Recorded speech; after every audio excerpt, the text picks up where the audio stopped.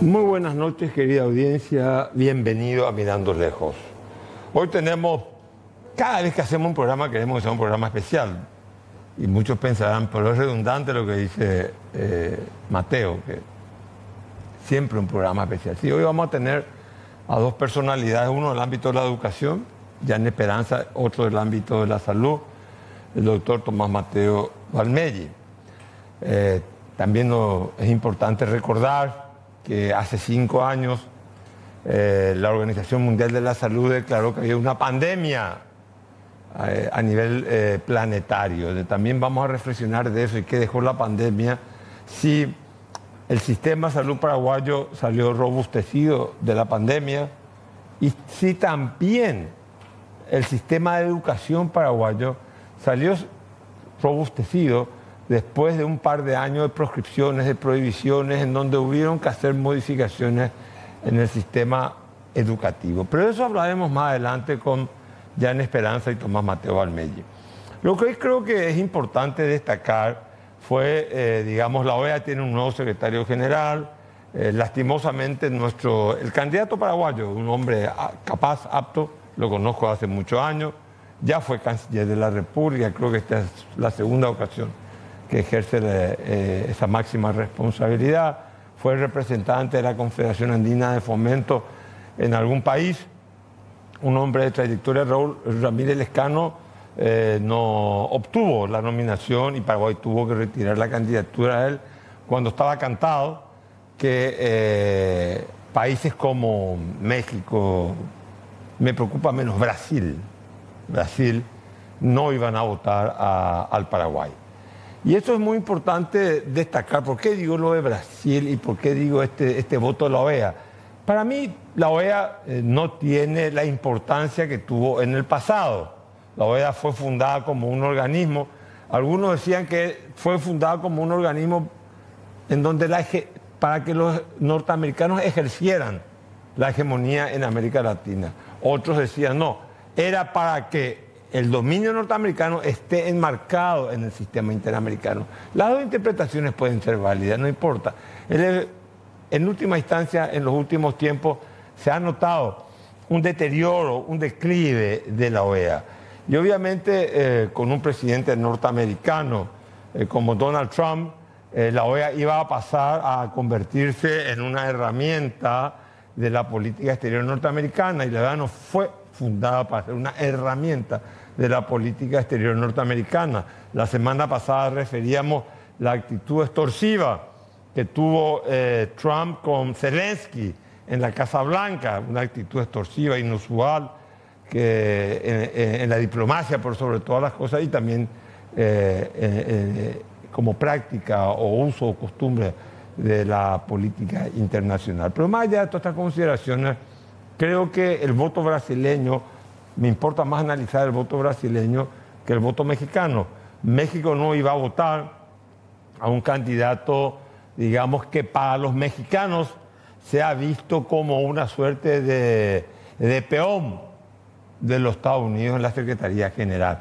Y en estas circunstancias creo yo que al no tener México ni Brasil el apoyo y tenía Paraguay el apoyo de la Argentina, los mexicanos y los brasileños entendieron que el alto funcionario paraguayo, Rubén Ramírez Lescano, hombre al cual respeto y aprecio, iba a ser un peón de la política exterior norteamericana.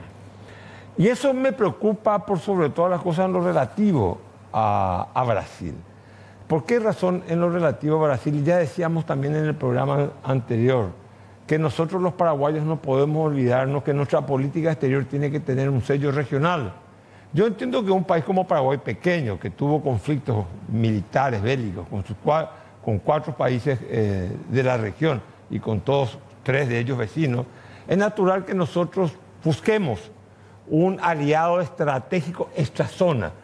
Y el país capaz de poder cumplir esa función es Estados Unidos de Norteamérica. Yo en ese sentido entiendo que tengamos, no como diría el ex canciller argentino menemista, Guido Di Tella, relaciones carnales. No, hay que tener relaciones fundadas en el principio de la reciprocidad, el respeto y entender que Estados Unidos es un país inmensamente mayor, más poderoso y con presencia planetaria en el mundo, y que nosotros somos un país pequeño que en esta visión estratégica lo que buscamos con Estados Unidos de alguna manera poder contrarrestar la influencia que un gigante como Brasil pueda tener sobre el Paraguay. La influencia argentina creo que de alguna manera ha caducado, porque en el liderazgo regional está definido que el país sudamericano que puede actuar como actor global es el Brasil y no es la Argentina. No estamos ya a principios del siglo XX, estamos al principio del siglo XXI y ya pasamos la segunda década y es Brasil el país que puede tener el rol de un actor global. En este sentido, creo que el no haber contado con el apoyo brasileño está quizás evidenciando para Itamaraty que Paraguay está actuando más como peón de los Estados Unidos que como un país que respeta el sello regional. Y eso se ha visto, por ejemplo, en la decisión paraguaya de trasladar la sede diplomática a Jerusalén, se ha visto en una adhesión incondicional en algunos temas a los Estados Unidos de Norteamérica.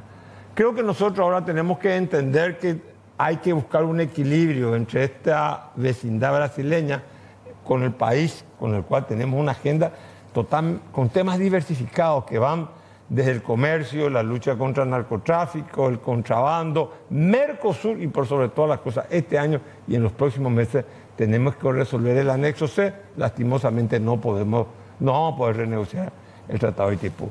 Y eso del anexo C, quiero volver a repetir algo. Paraguay no tiene que ir a pelear por la tarifa. Paraguay tiene que ir a pelear por la regulación de las aguas. ¿Qué rol va a cumplir Itaipú en el sistema interconectado paraguayo? ¿Y qué rol va a cumplir Itaipú en el sistema interconectado brasileño? Eso es lo principal. Arriba de Itaipú hay 45 reservorios de agua. El agua es la materia. La materia cuando se turbina se convierte en energía. Si no hay agua, no hay materia. La materia es igual que la energía. Entendamos eso. Si no tenemos materia, agua, no hay energía. Entonces tenemos que regular eso con Brasil en la negociación con el anexo C. Y al mismo tiempo tenemos que forzar el cumplimiento del tratado. En el sentido de que para garantizar nuestra seguridad energética, la Itaipú debe dotarse de la infraestructura eléctrica de ingeniería que sea necesaria para poder hacer que energía brasileña, Paraguay pueda comprar energía de Brasil y energía de Itaipú. Lo que hemos hecho los paraguayos en estos últimos 40 y tantos años, ¿qué fue? Transformar la energía de 50 Hz, que es la paraguaya, en 60 para poder inyectar al mercado brasileño. Gracias a la energía de Itaipú, el Brasil pudo industrializarse. Y hoy es el momento del Paraguay. Paraguay también puede diversificar su vocación económica y Paraguay también puede industrializarse y Paraguay tiene que consumir energía eléctrica. Para eso habrá que hacer un combo, una combinación de nuevas energías renovables con la Itaipú binacional. En la negociación del anexo C, el gobierno no puede perder el esfuerzo estéril de decir, señores, vamos a negociar la tarifa o vamos a negociar los gastos sociales, porque todo eso de las sillas, los pupitres de Itaipú huele tan mal que hemos perdido la autoridad moral para poder exigir una tarifa que pueda embutir eso de los pupitres. Por eso, negociemos dos cosas centrales para nosotros los paraguayos. Las aguas, la regulación de aguas arriba y aguas abajo. Porque si no hay agua en Itaipú, tampoco producimos energía o producimos menos energía eléctrica indirecta. La pérdida es doble para nosotros. Y en segundo lugar, la posibilidad de poder inyectar al sistema interconectado paraguayo la energía brasileña. Eso se llama seguridad energética. Lo hemos hecho los paraguayos con los brasileños. Ahora es hora que también la energía brasileña de Itaipú esté disponible, razonablemente disponible para las necesidades de la industrialización y las necesidades que implica el imperativo de la diversificación económica. Enseguida, 5 años de pandemia, sistema de salud pública en aquel entonces desnudó su deficiencia, veremos cómo estamos ahora. Y también el sistema de educación en aquel entonces desnudó su deficiencia. Veremos cómo estamos ahora, veremos cómo estamos con el hambre cero. Enseguida, ya en Esperanza, Tomás Mateo. Pero como habíamos dicho, tenemos dos temas centrales, salud y educación. Tomás Mateo, ¿qué nos dejó hoy 5 años de que la Organización Mundial de la Salud declaraba que había una pandemia? ¿Qué dejó la pandemia? Se esperaba, se notaba en aquel entonces la deficiencia del sistema de salud paraguayo. ¿Se robusteció el sistema de salud paraguayo después de eso? Bueno, te voy a responder enfocado solamente en el sistema de salud, ¿verdad? Porque la pandemia dejó muchas cosas. Yo creo que era el momento ideal para producir una transformación de modelo de gestión. Nosotros tenemos un sistema sanitario totalmente fragmentado y segmentado, que son cosas diferentes. Fragmentado porque está, por un lado, el Ministerio de Salud, por otro lado está la universidad, por otro lado está la Previsional Social, IPS. Y en el medio bulbulan la parte de salud militar, policial, etc. Ese es el fragmento en el cual estamos incluidos nosotros dentro del sistema sanitario. Un sistema sanitario puede estar fragmentado, pero tiene que interactuar. En este caso está segmentado.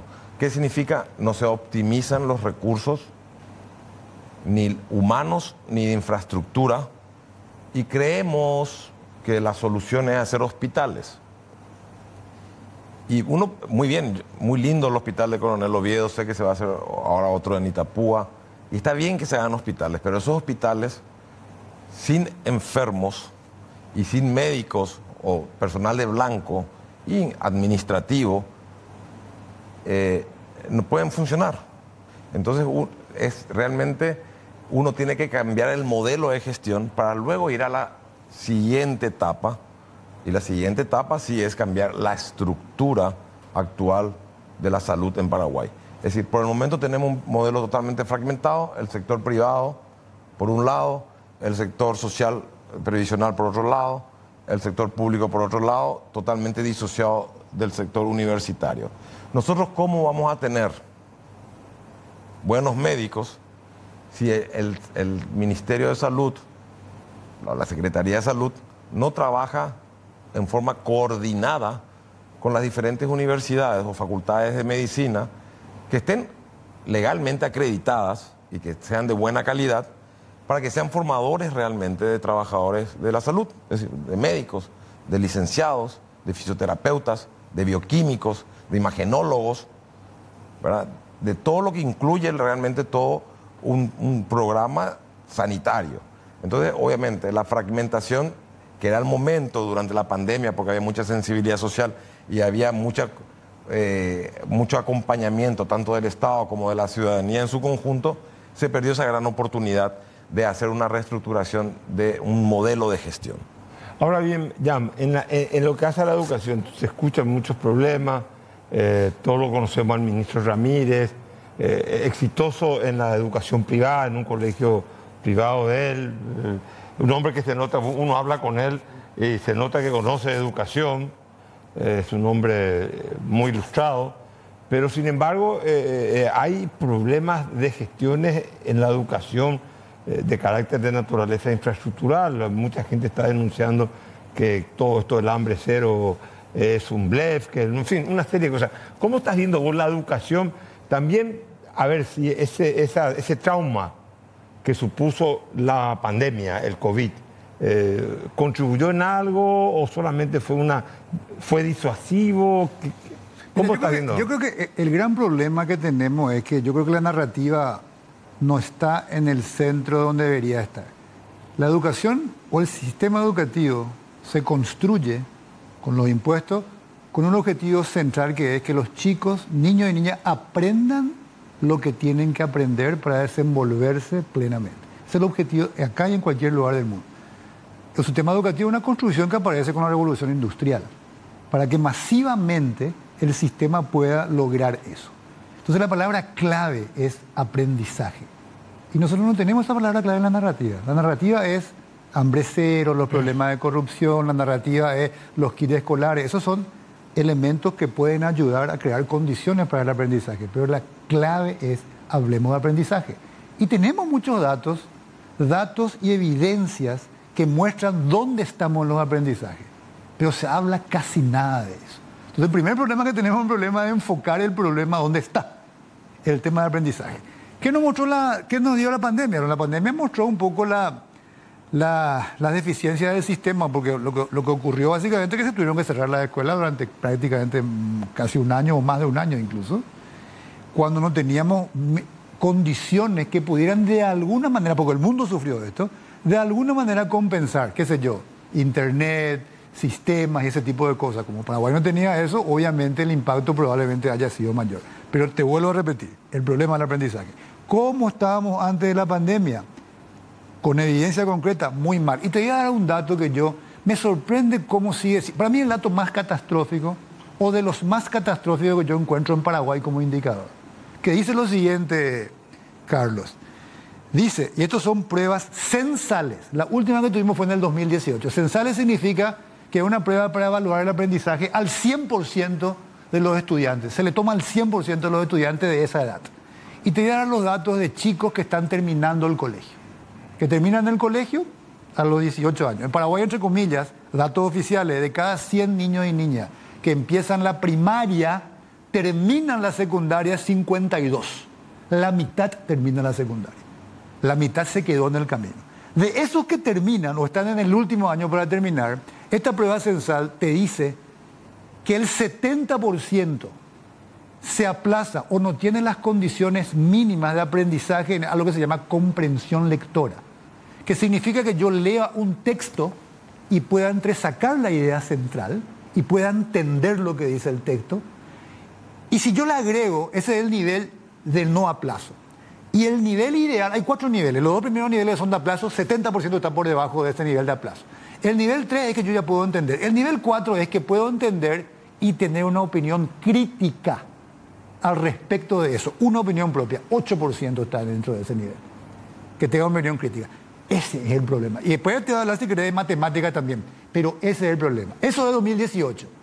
La siguiente muestra o la siguiente prueba no es censal, no se hizo más censal, necesitamos tener ese tipo de evaluaciones.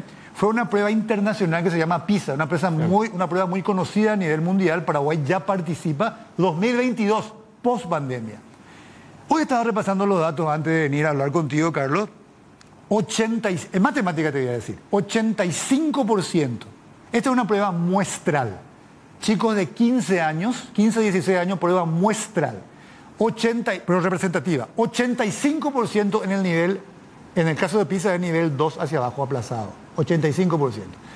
Eso en términos del promedio de los países de la OCDE significa que estamos 7 años de escolaridad atrasados. 7 años de escolaridad atrasados.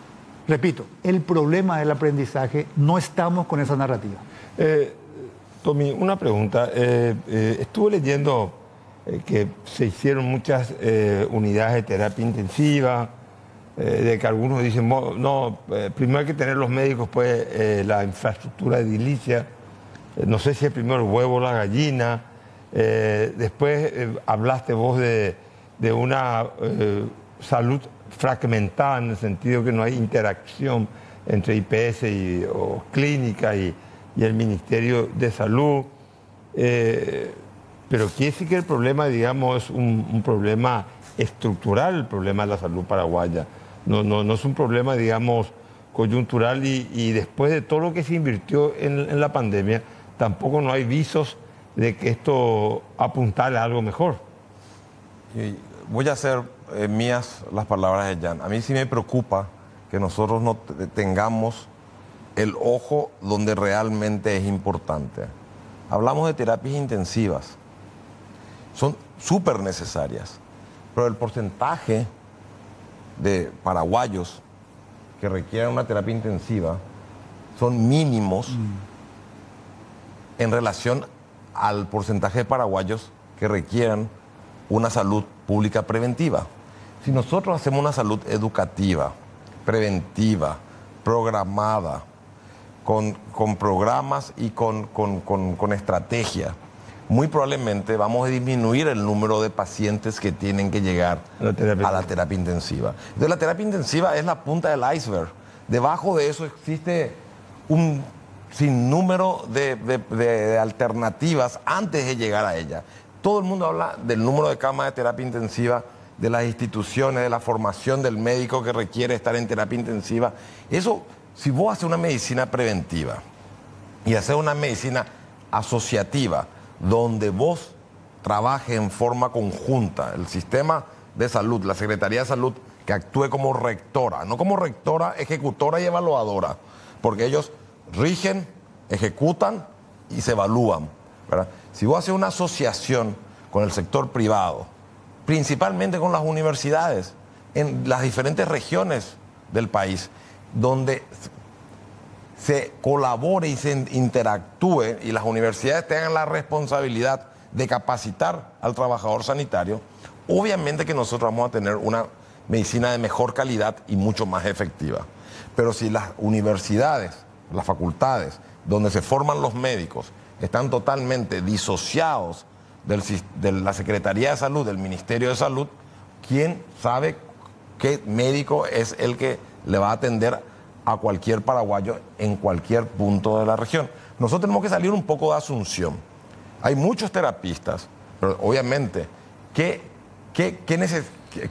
se quiere producir el desarraigo de salir de su casa, de su ciudad, de su barrio, de su municipio e irse al interior del país? ¿Bajo qué condiciones? Uno puede tener hospitales muy lindos, pero ese modelo de gestión yo creo que no es el adecuado. Yo creo que nosotros tenemos una deuda de salud con el pueblo paraguayo y una deuda económica. No hay que olvidarse también que solamente el 4% del Producto Interno Bruto va a salud. Y la OMS sugiere que por lo menos esté en el orden del 6 al 8%. Es decir, es una cartera que tenemos una deuda económica, tenemos una deuda científica, una deuda de mejorar la calidad de la atención y una deuda administrativa y, por qué no decir, la asistencial. Entonces, obviamente, creo que el modelo de gestión, hay modelos de gestiones modernos que son, como dijo recién Jan, ¿verdad? Son modelos de gestión a través de redes que interactúan, que a través de... Nosotros tenemos un ejemplo en el Hospital de Clínica, donde yo laburo en el departamento de hemato-oncología, tenemos un sistema que se llama Telenec, ¿verdad? Y es un sistema de redes donde nosotros tenemos mentores en las diferentes regiones del país. Tenemos más de 300 mentores que son médicos que consultan con nosotros y aparte de darle una asistencia de servicio de conocimientos, se hace una educación médica continua formándole a ese médico y así se va formando redes. Entonces es importante también que hay que cambiar el modelo de gestión. Cambió el Paraguay, ya no estamos en el Paraguay de 1989, estamos ya en el Paraguay, vos dijiste, estamos comenzando el siglo XXI, estamos terminando el primer cuarto. Jan, acá en este programa el ministro de Educación dijo, bueno, yo no quiero que la gestión del hambre, de la distribución de alimentos, de los kits, sea función del Ministerio de Educación. Yo me quiero dedicar solamente a la parte educativa. Pero digamos, convengamos que por lo menos lo que se escucha, yo no sé quién está gestionando ahora, y lo que se escucha es, digamos, hay mucha protesta con respecto a esa gestión, digamos, a esa función, llamémosle infraestructural, de llevar los alimentos a los chicos, los cuadernos, los kits escolares, las denuncias que no llegaron a tiempo. O sea, ¿qué pasó? ¿Se planificó algo? O se propuso algo? ¿No se planificó? ¿Está mal que salga el Ministerio de Educación de la gestión? Mira, yo un poco escuchándole a Tommy, alguna vez Tommy escuché esta frase de que para cualquier sociedad, por más rica que sea, es imposible que le pueda dar remedio a todos, pero sí puede generar salud para todos. Y este es el preventivo. De vuelta al enfoque. Depende del enfoque que tenga la sociedad o la política pública, puede obtener algo, es decir, un resultado u otro resultado. Si acá el enfoque va a ser terapia intensiva y no lo otro, exacto, va a ser imposible. Nunca va a tener, no importa qué país sea, digamos, qué tan rico sea el país. Empecemos con la universidad y no ¿Entendés? A eso me refiero. Bueno, lo mismo pasa con esto. Por eso te decía el tema del aprendizaje. Claro que el tema de hambre cero, finalmente estamos hablando de 450 millones de dólares, hay que controlar. Por supuesto que hay que tener, y ahí hay que tener un problema de gestión, de planificación, de cómo se va a mover. Mejor que no sea el ministerio. El ministerio tiene que estar en su tema pedagógico. Y yo sé que Luis Fernando, el ministro, que como vos decís, conoce, entiende eso, suele mencionar este tema, pero finalmente le llevan de vuelta al tema de vamos a hablar de hambre cero, vamos a hablar de los kits, vamos a hablar, y tiene que estar otra como ministro hablando de eso. Y lo otro se queda absolutamente tímido. Y le he escuchado hablar de lo otro, intenta de repente meter el tema del aprendizaje, pero yo creo que lo tiene que hacer con mucho más fuerza y tiene que tener también seguramente el apoyo y el liderazgo político desde el presidente de la República para hablar y enfocar como corresponde. Si no enfocamos, Carlos, eso, vamos a seguir discutiendo cómo mejoramos el tema del hambre cero y el tema de los kits, y ese no es el tema central. Repito, es importante, igual que el tema de la terapia, igual que el tema de la misma cosa de salud, pero la lógica sigue siendo la misma. Parece que no enfocamos correctamente como sociedad y como políticas públicas dónde tiene que estar el tema y a partir de ahí empezar a trabajar. Y no es que no se sabe. El mundo sabe el tema de qué es lo que puede lograr la salud preventiva y cómo hacer eso. Y hay una serie, igual en tema de educación, digamos. ¿Cuáles son las condiciones favorables para el aprendizaje? Hay muchísimos estudios al respecto. En dónde hay que invertir, cómo hay que empezar, qué tipo de materiales hay que desarrollar, cómo hay que entrenar a los docentes. Pero de vuelta, me quedo otra vez con esa idea. No estamos enfocando donde tiene que estar el foco de la cuestión. Ahora bien, decía Jan Tommy de que... y vos también de alguna manera definiste como problemas estructurales que no fueron subsanados durante la pandemia y que fue una ocasión. La pregunta es, la ministra de Salud, más allá de la responsabilidad que tiene cualquier ministro, política y administrativa, ¿tiene el liderazgo para poder, porque después le quiero preguntar a Jan qué piensa del liderazgo del ministro de Educación, porque... algunos creen que estos son cargos escépticos desde el punto de vista político y son ministerios extremadamente politizados con un presupuesto muy amplio para lo que es el Paraguay, digamos. La pregunta es, ¿la ministra tiene ese liderazgo, tiene esa visión, tiene esa perspectiva de poder llevar las cosas hacia adelante, de provocar las rupturas que sean necesarias para que el ministerio se expanda? Yo creo que la ministra es una secretaria del Ejecutivo. La política tiene que venir de la cabeza. Ese cambio de paradigma, rotura de estructuras, cambio de gestión, de gestión sanitaria, de gestión económica, tiene que venir del presidente de la República. Ella sola, yo le estuve escuchando el domingo en un programa televisivo, ¿verdad? Le hicieron una entrevista y ella dice que sí está intentando hacer un cambio de sistema. Y luego habló de que el Hospital Coronel Oviedo se hizo después de 35 años del último hospital que se hizo en Paraguay, que es el Hospital Nacional del Cáncer Quemado, ¿verdad? Que está en Itagua, y que tardaron 35 años en hacerse un hospital de la magnitud de este. Pero eso yo creo que no es un cambio de sistema, y no es un cambio de modelo, porque uno tiene que hacer un cambio de modelo de gestión. A ver, ¿qué se va a atender en el hospital de Coronel Oviedo? ¿Qué nivel de atención vas a tener? ¿Va a tener una atención primaria, secundaria, terciaria, de súper especialistas? ¿Qué apoyo va a tener el hospital de Coronel Oviedo? ¿Qué clínicas van a absorber esos pacientes que requieran una medicina preventiva, una medicina de primer nivel, que son las enfermedades banales, que uno puede tratarla en forma ambulatoria, ¿verdad? ¿Qué formación van a tener los médicos que van a ir ahí? Estas universidades nacionales que se encuentran en Coronel Oviedo o en la cercanía, en Hernandaria, Alto Paraná, Santa Rita, esos médicos que surjan de esos hospitales, van a quedarse en la región a trabajar, bajo qué supervisión y qué formación, quién va a calificar, ¿verdad? Porque recién lo dijo Jan, ¿verdad? El 50% está descartado de los que inician el colegio, son bachilleres. Y de ese 50% hay que ver cuánto tienen la capacidad realmente para luego acceder a estudios superiores. Entonces, yo veo nomás que hay una disociación tan grande y tener que tener un liderazgo muy fuerte y un apoyo con alta convicción, no solamente de quien le toque estar en la cartera sanitaria, y un apoyo, porque se van a tocar fibras muy sensibles y vas a tener que hacer un cambio estructural que muy probablemente en un periodo de 5 o 10 años no veas los resultados. Pero a la larga vas a ver. Entonces vas a poder prevenir, no necesariamente curar, y no va a optimizar los gastos en la cartera sanitaria. No tengo mucho tiempo para antes de ir a la pausa. Luis Ramírez, ¿tiene ese liderazgo político o está, digamos, encapsulado en unas redes burocráticas y no lo dejan actuar? Tiene un liderazgo técnico y mucha suficiencia de esa perspectiva, sin duda. Él sabe lo que tiene que hacerse. No creo que tenga suficiente liderazgo político, porque la misma cosa que salud, este es un tema, el ministerio es un ministerio bastante, vamos a decir, politizado. Está en todo el país, 90 y algo mil, tiene mayor presupuesto, digamos, de la administración pública.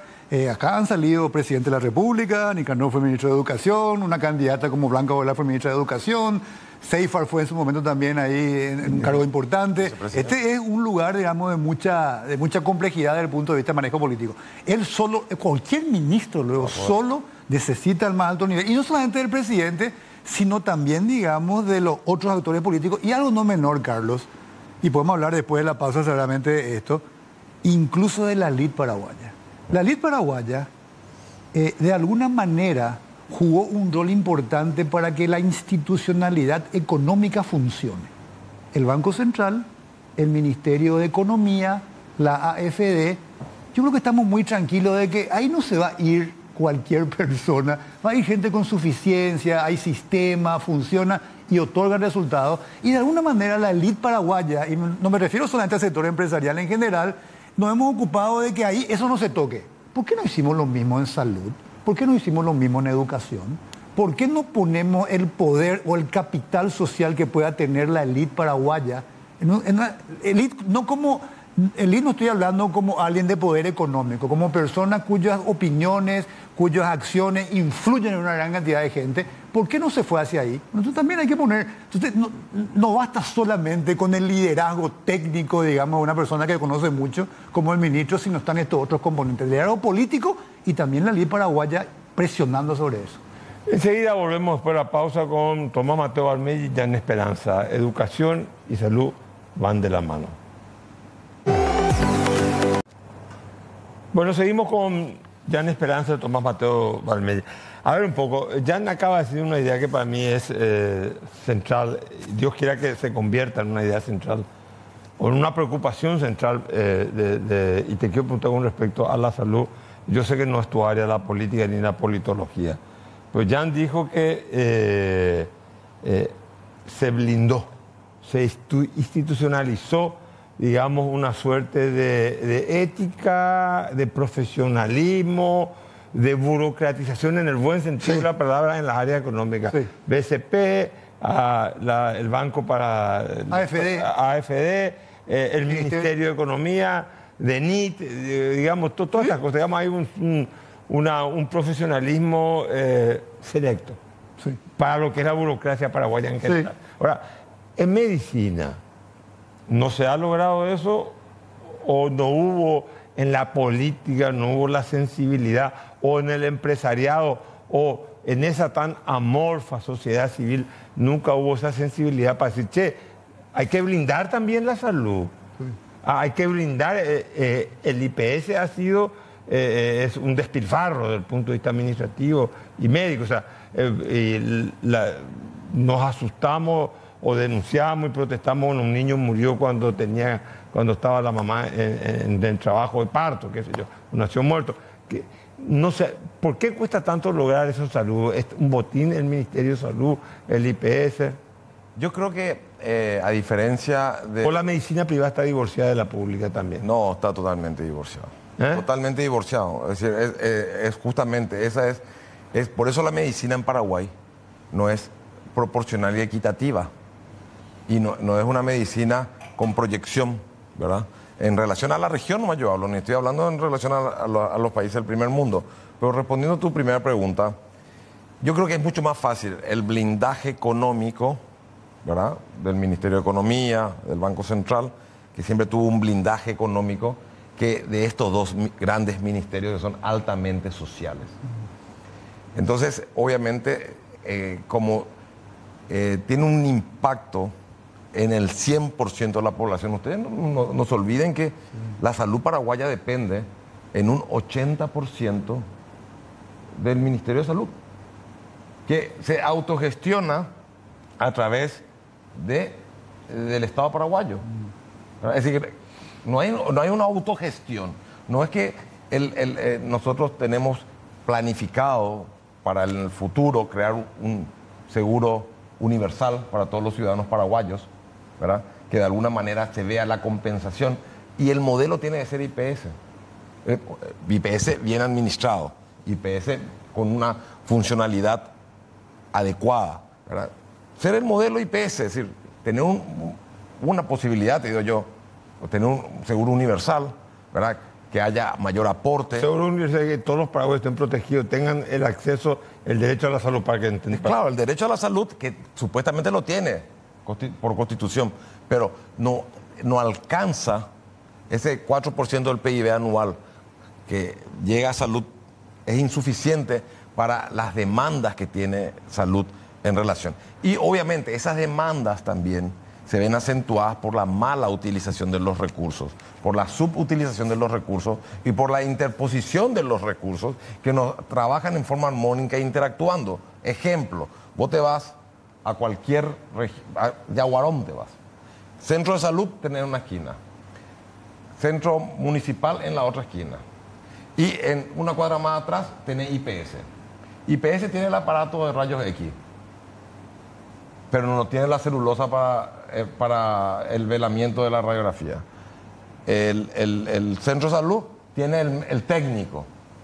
Y en el municipal no tenés ni técnico ni aparato. Es decir, lo que te quiero decir es que no se puede llegar a hacer una radiografía porque no hay una sinergia. Una sinergia, ¿verdad? Que facilite, que optimice los recursos, no solamente de infraestructura, sino humano. Entonces, ¿qué hacemos? Grandes hospitales. Vamos a ver cómo vamos a llenar esos grandes hospitales de personal capacitado y qué nivel de atención se van a dar y qué impacto va a tener eso a nivel de salud pública. Ahora, con respecto, ya te quería hacer una pregunta.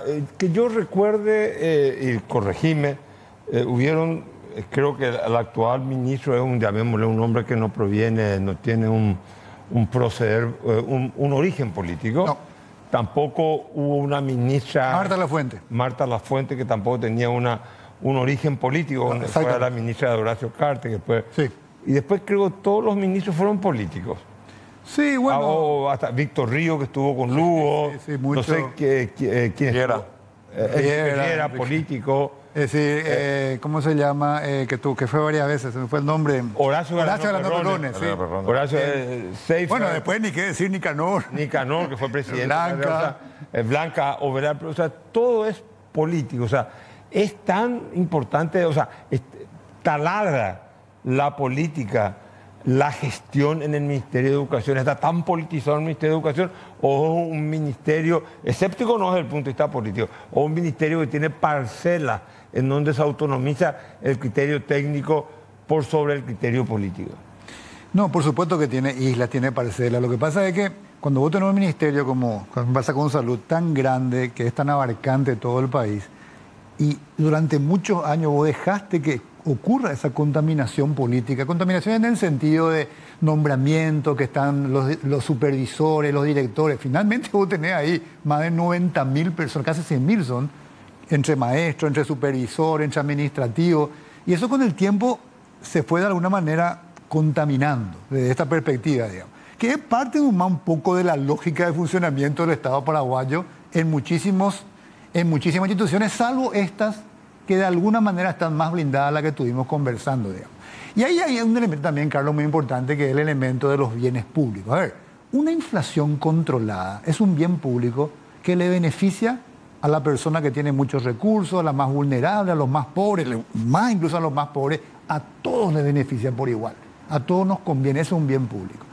Y es un bien público que va de la misma calidad, porque la inflación baja para todos. Buena educación o en salud.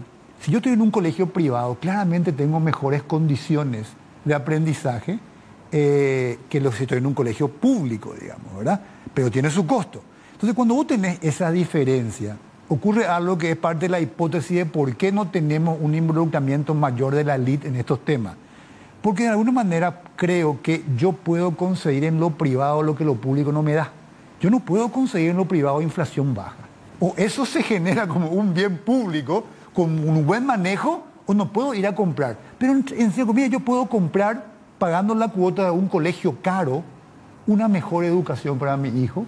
Puedo tener un seguro de salud o incluso uno internacional si tengo recursos, que de alguna manera me blinde si tengo alguna enfermedad catastrófica, si tengo el recurso o si tengo, qué sé yo, aunque sea mejores condiciones para cuando tengo un seguro médico. O el transporte público es un desastre, pero si tengo un vehículo puedo de alguna manera suplir esa tremenda diferencia. Cuando se puede suplir lo público por lo privado, por eso, digamos, Yo creo que hay un incentivo para no involucrarse con mayor fuerza en la construcción de un bien público para todos. Como no puedo hacer eso con el tema de la inflación, hay un incentivo grande. Vamos a controlar bien esto, la institucionalidad económica tiene que funcionar, lo cual está muy bien, aplaudimos eso. Es una hipótesis que ensayo nomás de por qué la élite paraguaya no nos hemos interesado más, por más de que sea más complejo, porque coincide con Tommy, es mucho más complejo de repente por las características. Pero ¿por qué no podemos enfrentar la fragmentación y segmentación en el tema de salud? Hace mucho que venimos hablando de reformas posibles para el tema de IPS, para que puedan funcionar mejor. Finalmente no es un problema técnico.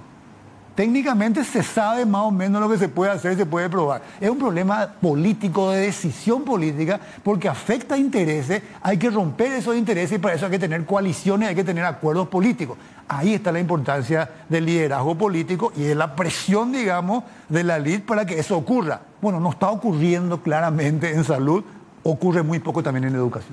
El hambre cero tiene también, me imagino que el hecho de que los niños puedan... Primero, un incentivo para que los padres le envíen a los niños al colegio. Claro. Pero más allá de eso, obviamente el que no tiene el estómago cargado, me imagino que no podrá aprender por la distracción que le provoca el hambre en sí mismo. Pero la calidad de los alimentos, el menú que se está ofreciendo, no sé si está enterado de esto, ¿va a terminar afectando también a la salud de los niños? Yo creo que es una necesidad, ¿verdad? El niño malnutrido es un niño con un neurodesarrollo inadecuado, por lo tanto, con capacidades disminuidas. O sea, el niño que no come bien tiene un cerebro menor que un niño que... Claro, tiene un desarrollo neurológico muy inferior al niño bien nutrido, ¿verdad? Entonces, es una necesidad, ¿verdad? El desayuno y el almuerzo escolar, a veces el almuerzo y la merienda escolar, ¿verdad? Yo confío, ¿verdad? Porque me ha tocado hablar con el ministro de Educación, a quien aprecio y respeto, ¿verdad? De que el departamento, los estanques de nutrición, pues son varias empresas, ¿verdad? Que se encargan y muchas veces se utilizan recursos regionales, ¿verdad? También como fuente de mano de obra y de trabajo, ¿verdad? Y de industrialización en las diferentes localidades, que estoy convencido que es una buena nutrición, la que está en los papeles. Pero nosotros tenemos un problema los paraguayos. Los paraguayos tenemos un problema de gestión. Es difícil bajar a terreno lo que uno escribió en el papel. En ese transcurso del papel al terreno hay miles de intermediarios que pueden distorsionar cualquier realidad. Entonces lo que nosotros tenemos que hacer es tener una conciencia social, ciudadana, donde todos los ciudadanos estemos conscientes que hay ciertas áreas que depende del futuro de nuestro país, ¿verdad? Como cuidar a los niños, prevenir enfermedades en los niños, nutrir a los niños, educar a los niños. No solamente educar, no es solamente educar, hay que educar y el niño tiene que aprender. Tiene que aprender. Y obviamente ese niño que aprende muy probablemente le va a educar al padre. Y entonces con eso nosotros vamos a tener una mejor llegada dentro del, me voy otra vez al sistema sanitario, de influencia para prevenir muchas enfermedades prevenibles. Imagínate, nosotros tenemos menos del 30% de cobertura en vacunas. Los papás no quieren vacunar a su hijo. Y no es como en el primer mundo que existen los antivacunas, retardatarios de la vacuna o los antivacunas porque creen que esto que actúa sobre el neurodesarrollo y hay más trastornos generalizados del desarrollo.